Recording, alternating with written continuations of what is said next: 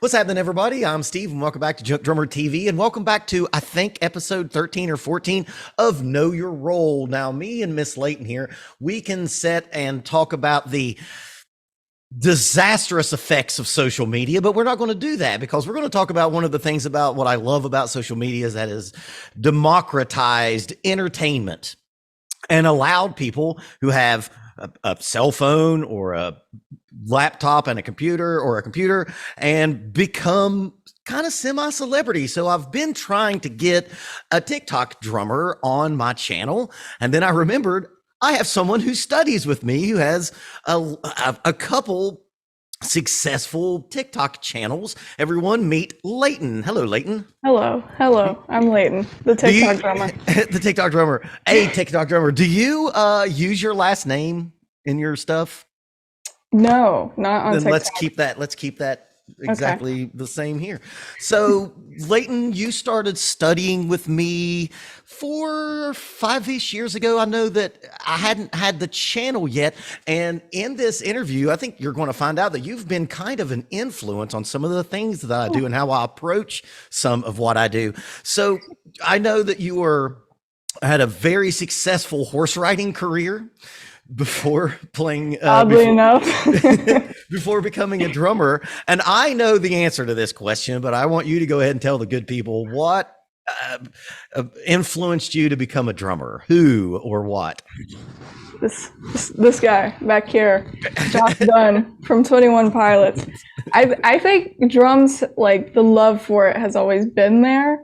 I just didn't feel like I could do it until I saw this guy, and I was like, he looks like he's having the time of his life. I need to be a part of that.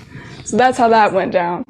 But yes, a horse rider, world champion horse rider, 3 world titles. Yeah, here we are. So you have are you a world champion? Yes, 3 world titles. And did they give you a belt like in wrestling? No, I just got like this little tiny trophy. It's like this big. That's not a trophy that befits a world title. I got 2 ribbons too, but the trophy was underwhelming. So this is, I think, one of the few times that someone became a drummer and it was a cheaper pursuit than what they were into before. Significantly, yes. This is something me and your mom were talking about one night at a bar that we played at. So when you started playing drums, influenced by Josh Dunn, and really Josh Dunn is kind of like the new Travis Barker, kind of like the guy that has influenced a ton of youthful drummers out there. And you were in high school when you started playing. You're of course now in college. When you started playing drums, and this is one of the reasons I wanted to talk to someone who is an entity on these social media sites as a drummer. Did you start playing drums with the intent on becoming like a TikTok, Instagram drummer? No, I just wanted something to do. You know, I was getting out of the horses and I was like, okay, so what am I going to do with my free time? I didn't really go into it wanting to be a TikTok drummer. So I didn't have the channel yet, and this is one of the influences that you have had on my YouTube journey, as they say. The 3rd episode that I did, it was the drum react videos that I do. I think I've done 100 and almost 40 now. And you said, hey, do Josh Dunn. And I was like, okay, I'll take that's what drum reactors or react people do, is take requests.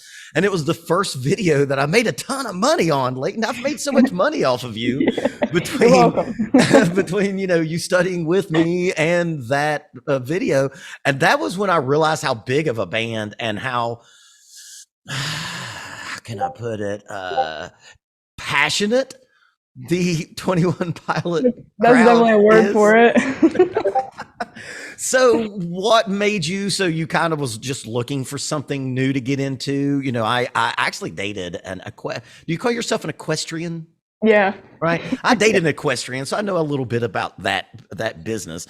And I know that it's all encompassing. It's constant practicing, constant training, I guess, of the animal. So did the discipline of that, did it help you with the discipline of like setting down at a drum set and working hard on something? I haven't really thought about it that way, but probably. I mean, I used to do, I think when I was younger, I was like all week at the barn, so it's a lot of training.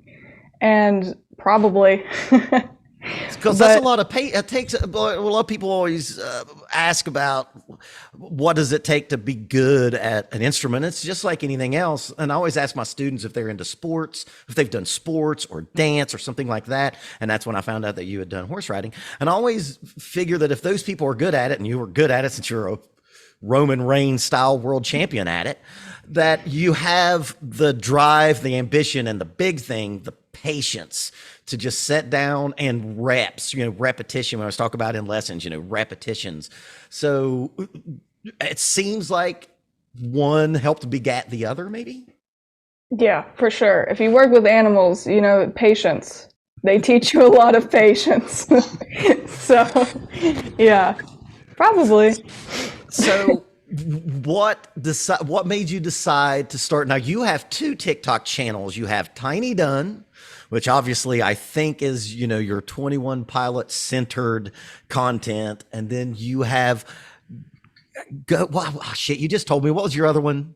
Groovy Ghost Notes. Groovy Ghost Notes. So I want to first talk about the tinydun, because that channel is huge. You have 42,000 subs on there on TikTok. You have, according to Social Blade, 4.1 million likes. So that has to translate to tens of millions of views.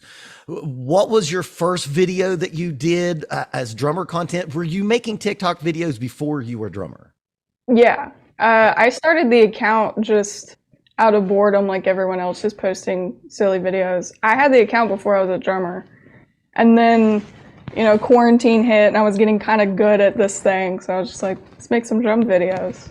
That's how that happened. Now, when you start, and a lot of those early videos, because I try to keep TikTok off my telephone for reasons, but I have had it on there to mod your live streams, which we're going to talk about, and actually wanted to see some of your drum videos. What was the first one that blew up and you thought to yourself, oh, I can get kind of popular at this? I'm pretty sure it was a 21 Pilots one. It was, I can't remember the song, but the whole shtick I have of dressing similar to Josh and playing 21 Pilot songs, those collectively started picking up the pace. And I was like, okay, I have a thing going on here. So because I know where this video is going, where this interview is going, you get pretty damn popular. Oh, I know what I want to talk to you about, Layton. It's so weird. And I think this might be more a thing that happens to female content makers. But you have had like a lot of fan art of you. Like, how many of your fans have made drawings of you? I've gotten a few. A few. So when that happened, was that the big indicator of like, wow, I'm onto something? Someone has taken the time to stare at me long enough to like draw me? That was definitely strange. I was like, someone felt inspired, sat down and drew my face. That's kind of, yeah. And that leads me to another thing of how you are. This is the one of two more things that you've kind of been an influence on what goes around on my channel. Is you came into lesson once and you had on a t-shirt that I knew was like merch for something, but it wasn't a band. And I was like, what the fuck is your shirt? And your shirt was who? Was it a YouTuber? I don't know. Yeah, it was a YouTuber, and the shirt said something like "Don't talk to me" or something. Oh, Dan Howell. Okay, so yeah, you explained to me that this was the generation gap was solidified in this conversation, that it was a YouTuber merch, and that was a huge aha moment. And that's when I really decided, and this was before the pandemic, is when you were still coming in to do lessons. That's when I realized, like, oh shit, the new celebrities are on YouTube and TikTok and Instagram. And it's one of the things that I love about it is, if you think about the old ways of becoming, quote unquote, a celebrity, and I know that you don't consider yourself a celebrity, but if you've been listened or viewed tens of millions of times. Like if you have 4.1 million likes on TikTok, God, it has to be 4 or 5 times that many in views. I made it on MTV, which that's is what we're about to awesome. talk about. That's what we're about to talk about. So you were able, and that's what I was getting to, where back in the day, you weren't, to become successful, you had to have some person in an office somewhere decide that you were going to be the person that was going to get pushed as an actress or an actor or a singer or a dancer or any of that. And now you just decided in your she shed to, because she does have her own kind of like studio, to become, someone that's popular enough that people will draw you. MTV, fast forward however many years you've had the TikTok channel, and I want to really get into this because if anybody's watching 21 Pilots are fans of or want to hear this. So MTV has a quiz show about, go ahead, tell the story. So MTV has this YouTube series called Stan versus Stan. So it's basically a trivia show where you put fans of bands together and then they compete. So I got an offer from them. They DM'd me wanting to be on the 21 Pilots episode. So I did a few auditions, much like this on Zoom. I'm getting flashbacks. And they picked me, and I was on the episode, which is insane. It doesn't sound real. Especially where we're from, too. Yeah. That's another thing that democratizes. Of course, we're not going to talk about where we're from, but we're obviously not from the Northeast by our accents. And actually, Layton kind of doesn't really have a heavy accent from where, considering where she's from. I'm assuming that's just good parenting. But you would have never been the person that they would have went to before social media. Well, I'll tell you one thing. When I went to LA for the MTV Unplugged, I showed them my ID, and the guy was like, "That's where you're from?" These people, like, how'd you get here? We usually don't even let these people in the state. Yeah. So I watched that episode on MTV. It's on YouTube. I'll actually link that in the description of this video. So you won the Stan versus Stan. You won that competition. I was told multiple times I was the best Stan they've had ever. I don't know if that's a good or bad thing. Okay, so I was watching it with my family, and at the time, I think our 10-year-old said, I don't remember what the question was, but it was something that was like very personal. And my 10-year-old goes, "Why does she know that?" But the 10-year-old thought it may be a little creepy about what you knew. So you win this competition, and you get to go watch their ringside seats to watch their Unplugged, right? Mm-hmm. Yeah.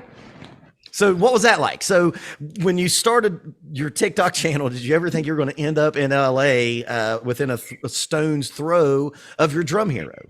Absolutely not. That was not in the cards for me. So would you say that when you started playing drums on your channel, did you have an agenda? Was there an agenda, or was it just, I just want to do this? Man, I was just bored during quarantine. I was like, I guess I can post some stuff. There are so many people out there that are struggling to get noticed on social media that are smashing their heads into a wall right now, listening to you say that, because they're doing everything they can to get noticed, and you just kind of just did it, right? You didn't. Yeah. And then now here you are with this huge following. Here's something I want to get into. I wonder, we've talked about this in lessons before. Is playing instruments becoming like the reason why people play instruments so they can play them on social media? Does it feel that way? Because I know that your timeline or your feed has to be just full of people playing drums, bass, guitar, keyboard, singing. Does it feel that way with your generation?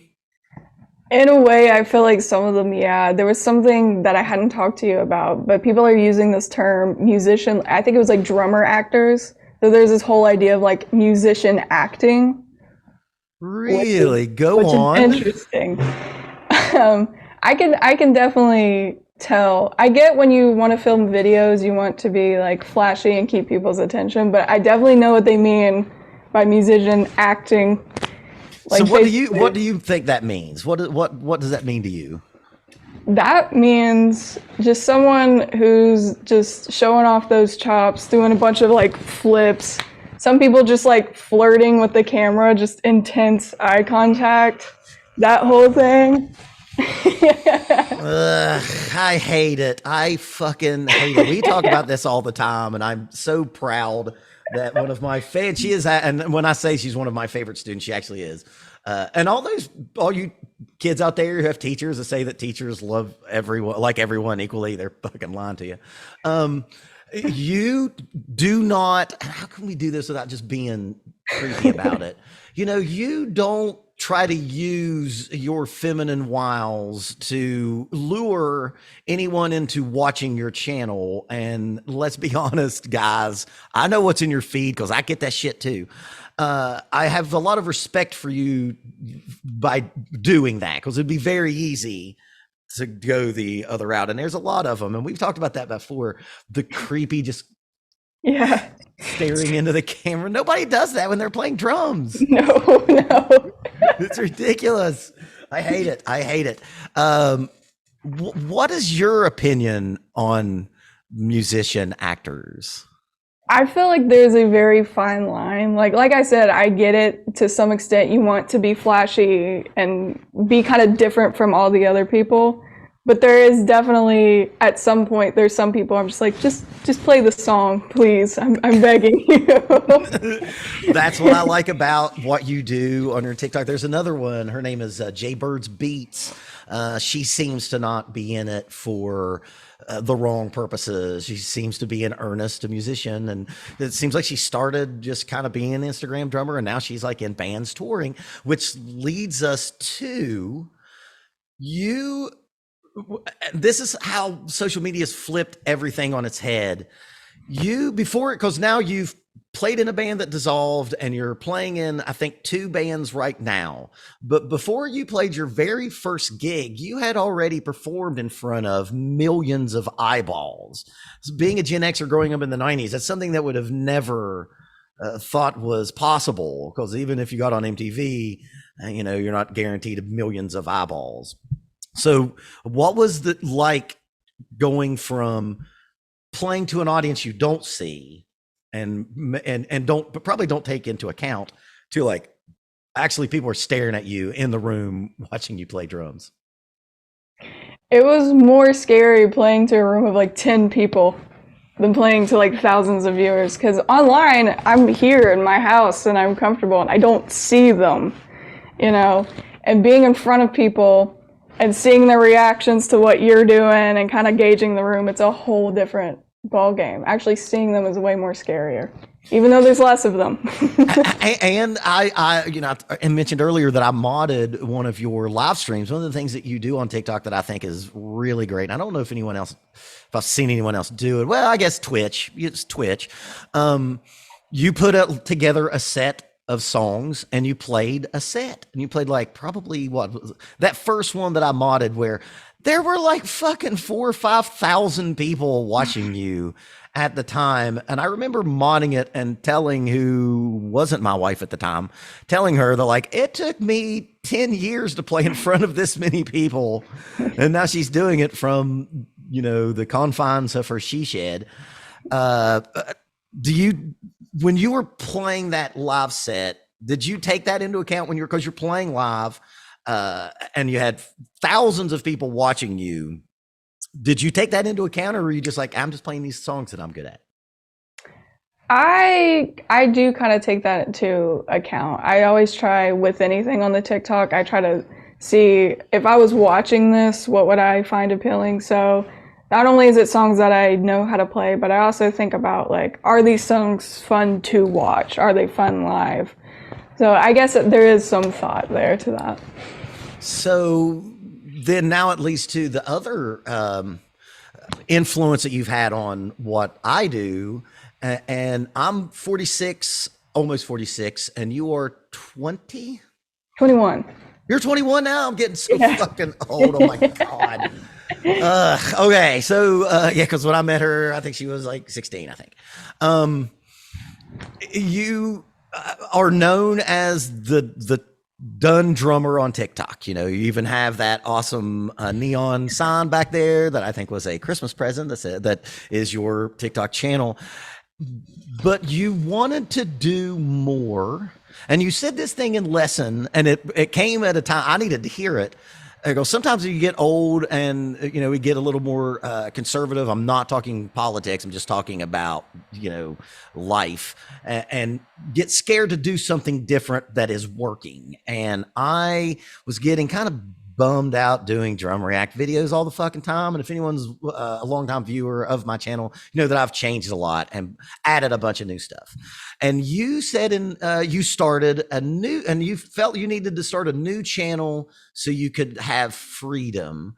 And you said to me in a lesson when you said you were going to start the new channel, which is Groovy Ghost Notes. Mm-hmm. Mm-hmm. That you wanted to not be handcuffed by the 21 Pilot stuff. And you said that why make videos that maybe I'm not enjoying, that gets a lot of views if I'm not enjoying it. And I was like, fuck. I was like, if this 20-year-old can be that ballsy, I should be able to be that ballsy and start doing other content. Or other styles of videos. I hate fucking using the word content, Layton. I hate that word. Content creator. I make videos, man. Why did you not abandon tinydun, the channel? Because you still do stuff on there, right? Yeah. Okay, and would you say that both of them are equally active? Yeah. Okay, so you have like 50,000 subs over both of those channels. Why did you have a pretty brave move to start completely over on another channel? Why did you want to do that? Let's get this out of the way. I will always love 21 Pilots. Josh, I knew you were going to say that. That got me into this. I don't want people thinking that I'm just, abandoning here. I'm MTV's biggest stan, okay? I'm not going to throw that away. But because of that and what they mean to me, I think only posting about them, I didn't want it to ruin that in a way. You know what I mean? And then, I'm like wearing Foo Fighters. I love all of this other music. I'm just a music person. I love music. So there was so much that I wanted to share and talk about. And I felt like I was confined to this one little niche. So I just really, I put it on another channel because I was like, if it doesn't take off, it doesn't take off. And I just have like this one little space where I can talk about different things. And then the people that still like 21 Pilots can stay over on tinydun. So I just have these two worlds. And how has that affected, has your views, this is something that I'm wondering about. I don't know if this is just you, but it seems like you don't get caught up in what your stats are on any of your channels. Do you not do that? I try not to get obsessed with numbers. I try not to. Do you think that's healthy? Do you feel that's probably a healthier way to go about it? Maybe. I mean, there's some people that I definitely can get a little too obsessed with it. So I try, because I know if I fall down that rabbit hole, there's no getting back. So I just try to keep the light on. Because I know what you're studying in college is some sort of psychiatry. Well, let's talk about like maybe some of the negatives of, and that's maybe a big one right there. Is that a concerted effort on your part to not get caught up in the numbers for like mental health reasons? Maybe that's just the psychology student and me popping out. It's probably a better way to go about it. So like, you don't think about like, oh, okay, I did this on this video and it got this many million views, I need to do it again. Or do you just really just do what you want to do?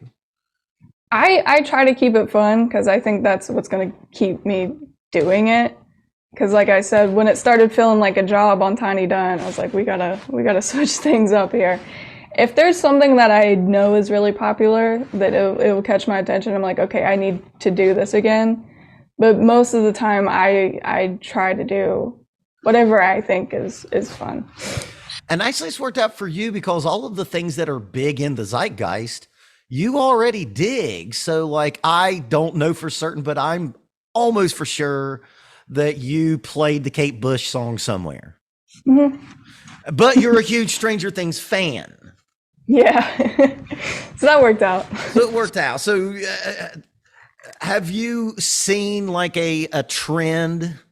Like maybe so say like the Fleetwood Mac song that hit last year, 2 years ago. Have you ever seen those trends and been like, oh, I got to jump on that? Or do you just say, I'm not interested in that, I'm not going to do it, even though I know it's trending? If it's a big song and I like it, like the Fleetwood Mac song and Kate Bush and Stranger Things, I definitely have to go for it. But no, but you like those songs. I do, yeah. Now, if it were a song that you didn't like, are you compelled to do something with it? I'm not sure. Depends on how in depth. Like if it's a really complicated song, I don't know if I'm gonna sit down and learn it. But I'm definitely more drawn to the songs that I like for sure. So now I want to talk about the negatives and the positives. Okay. Because there you go. Right, we're gonna unchunk this thing. Yep. give me the three positives and the three negatives of being such a known person online. Positives, I think, especially in a music community or a band fan base, I think you find a lot of good people through it.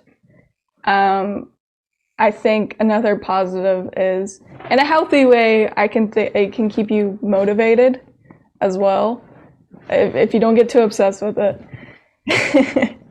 And I think it's a fun way to just get out there and kind of explore, because it's kind of like my resume now. Like if there's other bands that come to me and they want me to play, they're like, do you have anything posted?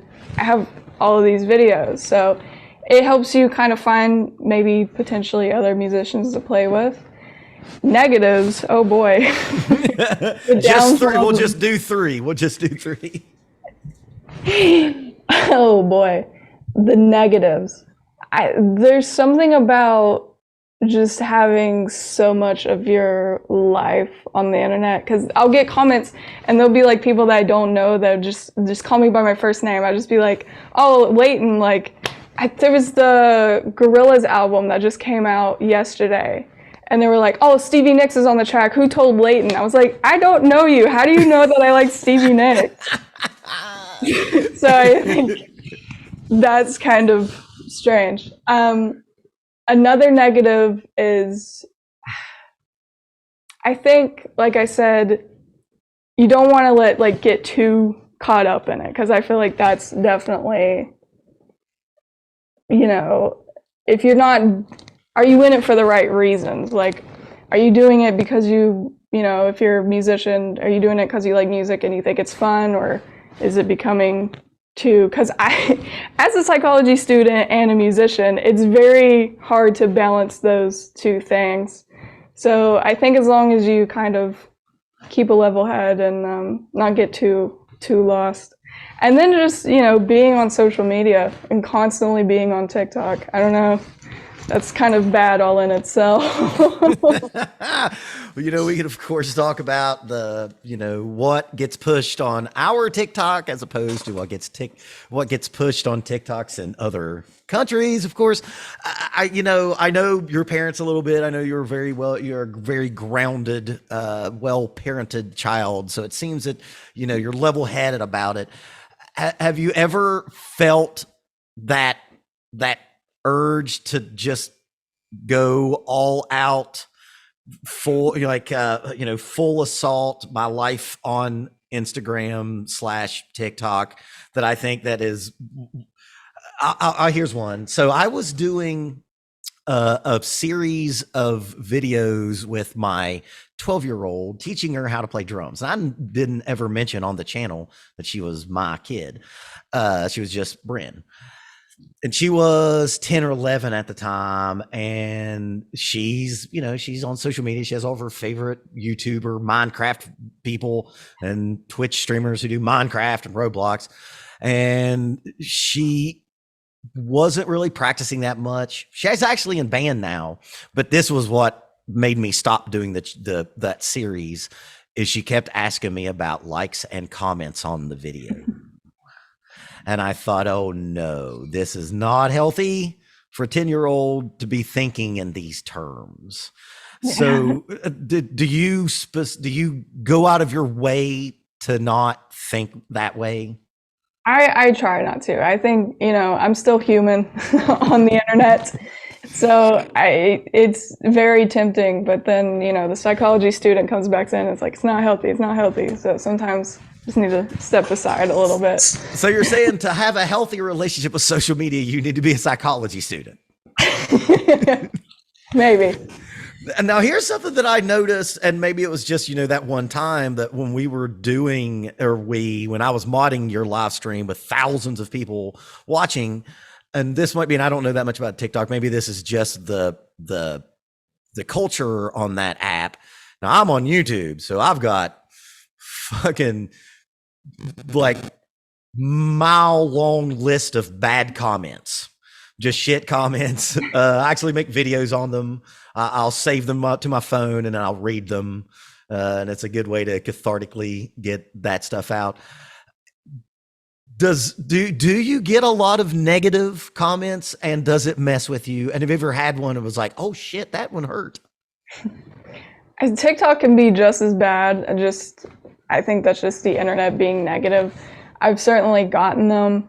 I try not to let it get to me. Like when I do get a bad one, I just try to be like, well, look at all these ones that did like what I do. So, and then I'm just like, you're a troll on the internet. Why should I care about? What's the best is like, I get those comments and it's someone with no profile picture, no post. It's like, okay, what do you post a video then? I don't know. Okay, so like, we can always talk about the negative comments being, having a negative effect on you. And I've found this too, where like I've gotten like a glowing comment, like, oh, you're fucking the shit. And then I'm like, serotonin rush. But then I have to think, wait a minute, I should probably put just as much emphasis on that as I do a negative. Do you think getting too much of a positive influence or positive reaction as a psychology student, do you think that can be bad? I think if there is someone, and I know this is a lot to ask of the internet, because I've seen actual criticism that are not trying to be mean. They're just saying like, hey, you can do this, this, and this. I think those comments can be helpful. But if you're just like, just trash and be like, this is trash, like, I don't know how helpful those are.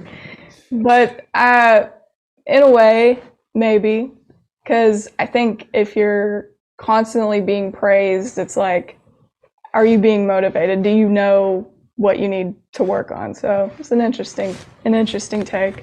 Yeah, I felt like and I really get mad at myself when I feel good about a positive comment. Like I got one I had like 2 days ago, and I was like in a drive-through and just fucking around on my phone, and then somebody was glowing review, and I was like, yeah, motherfucker, I am. And then as I was driving, I was like, that's not good. You probably shouldn't you should not wrap up your self-worth in the opinions of anonymous, being positive or negative. What do you think about that? Yeah. I think it's good to be real. Now, have you ever had one of those like an influx of like crazy positive comments, and it is a catalyst for like a good mood for that day? And is that healthy? We're getting deep in the psychology. Yeah, I mean, I got a psychology student here. I need to talk about this shit because I think that really gives you a better overlook of social media, for especially with someone who's so young. And I know you're 21, but you say you have a daughter your age.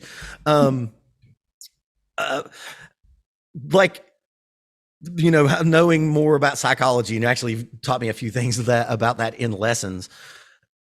Does that help keep keep you on a even keel, because it'd be very easy, because I know, and I've saw some of the comments just from that one live stream, where like it's like they think she's Ringo Starr. Yeah. I don't know. I don't know if any psychologist would recommend staying on social media for long periods of time.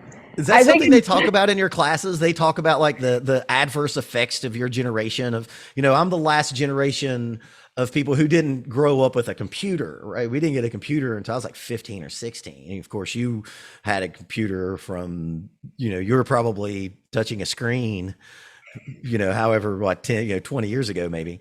Do they talk about that a lot in your psychology classes, the adverse effects of social media on your generation? I've heard a little bit about it. We're still kind of looking into it because my generation, we haven't grown up, so we don't really know what kind of effect that has on your brain. Probably not great. Right. So one of the things you said in one of your 3 positives was, it's your resume of your abilities. For those of us before social media, you had to network, maybe audition, go to jam nights, get your name out there, get your abilities shown and known. And now you can just go like, hey, here's like all these videos of me killing it. It actually led to you getting your first gig. Yeah, in Tell a us way. about that. Tell the good people about that. So my first band, I actually went to high school with the singer, and she was looking for a band, and I was like, look at I'm a drummer now, look at all of this stuff. So that's kind of how that happened. And then that band was short-lived, as almost all bands are, because all bands break up except for the Rolling Stones, and Kiss, I guess. So then now you're playing in like 2 other bands now. Just one. Okay, so that one band didn't last too long. Okay, I know the one I know the one with which you speak of. But yeah. So in closing, Miss Layton, can you see yourself doing this for a long time? Do you think that there'll ever come a time where it's like, are you going to become Dorothea Taylor? I always joke and say that I'm going to. You're going to be Dorothea Taylor in 50 years? I would love to think that I'm still rocking as a granny. You said that word rock, and you've talked about this in lesson. Do you feel that like rock and roll is dying in your generation? Yes, unfortunately. Well, why are y'all abandoning the rock, Layton? I don't know. Just looking, I think now, and this might spark some controversy. We don't care about that. But Greta Van Fleet is my only current rock band that I can think of now. We don't really have a lot. And that kind of goes back to like people playing instruments. I think that social media is keeping instruments alive because there's not a lot of rock bands out there at all. And I know that you've joked that you were trying to keep it alive. Single-handedly keeping it alive. Single-handedly keeping it alive. So there y'all go. This is a TikTok drummer Layton. Please go follow her on tinydun on TikTok and Groovy Ghost Notes. Leave a nice comment to her, but not too glowing, because we want to make sure that doesn't give us an overinflated sense of self. I'm a very humble woman. We want to be grounded. So Layton, thank you for being on my show, ma'am. I'll see you Wednesday at lesson. Okay. Thanks for having me.